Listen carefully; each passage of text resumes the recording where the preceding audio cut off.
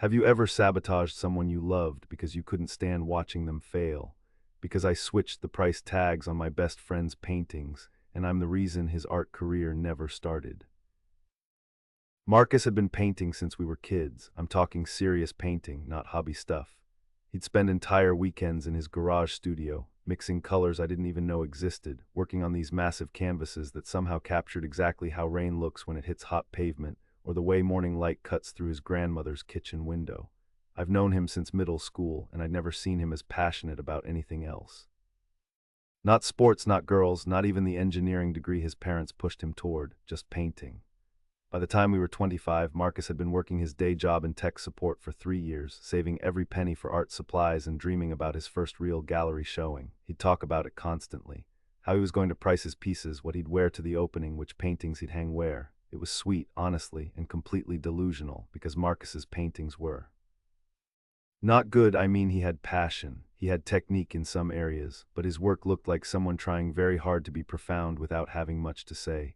The colors were muddy, the compositions felt forced. There was something fundamentally off about his perspective that made everything look slightly warped in an unpleasant way, but Marcus couldn't see it, or wouldn't.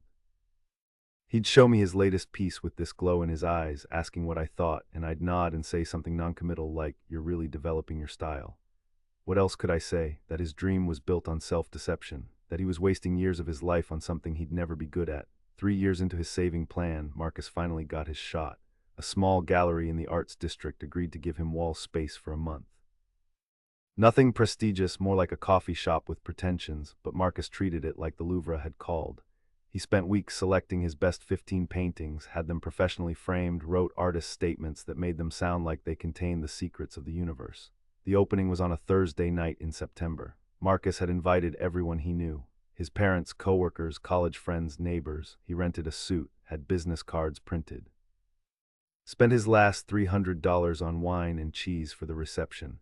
I watched him hang those paintings with a pride I'd never seen in him before. He was beaming, absolutely glowing with the certainty that this was his moment. The price tags were modest. Marcus had done his research, looked at what other emerging artists charged. His small pieces were tagged at $300, medium at $500, large at $800. Reasonable prices for someone just starting out. But as I looked at those paintings on the wall with their muddy colors and awkward proportions, all I could think about was the humiliation waiting for him. The evening of polite interest and no sales, the business cards no one would take. The slow realization that his dream was just that. Marcus was in the bathroom, probably throwing up from nerves when I made the decision that still haunts me. I switched the price tags, all of them. The $300 pieces became $3,000, the $500s became $5,000, the $800 paintings were now priced at $8,000 each. I told myself I was protecting him, that if no one bought anything at reasonable prices, he'd think it was because his work wasn't ready yet. But if no one bought anything at impossible prices, he'd blame the pricing, not the paintings.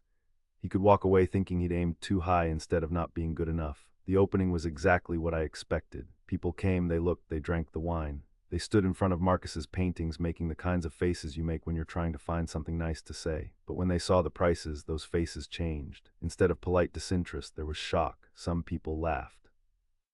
Others whispered to their friends. A few took pictures of the price tags like they were documenting something absurd.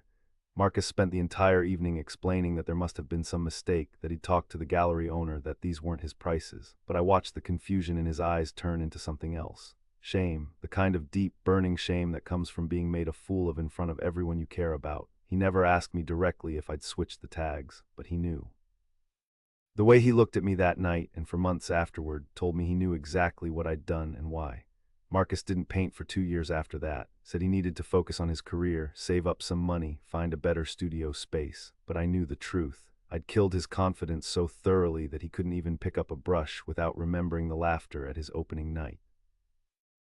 Marcus started painting again eventually. His work is better now, actually, more honest somehow, less desperate to impress.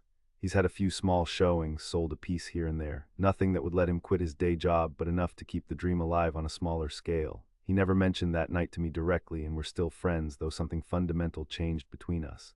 There's a distance now that wasn't there before, a careful politeness where there used to be easy trust. Sometimes I wonder if I was right, if seeing his work get laughed at would have destroyed him completely, or if he would have learned from it and grown faster. If I stole 2 years of his artistic development by trying to spare his feelings, or if I saved him from giving up entirely by giving him an excuse that wasn't about his talent.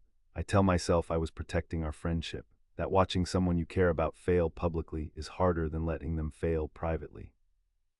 But late at night, I know the truth. I wasn't protecting Marcus from humiliation. I was protecting myself from having to watch it, and I'm not sure which one of us paid the higher price. What would you have done? Tell me in the comments.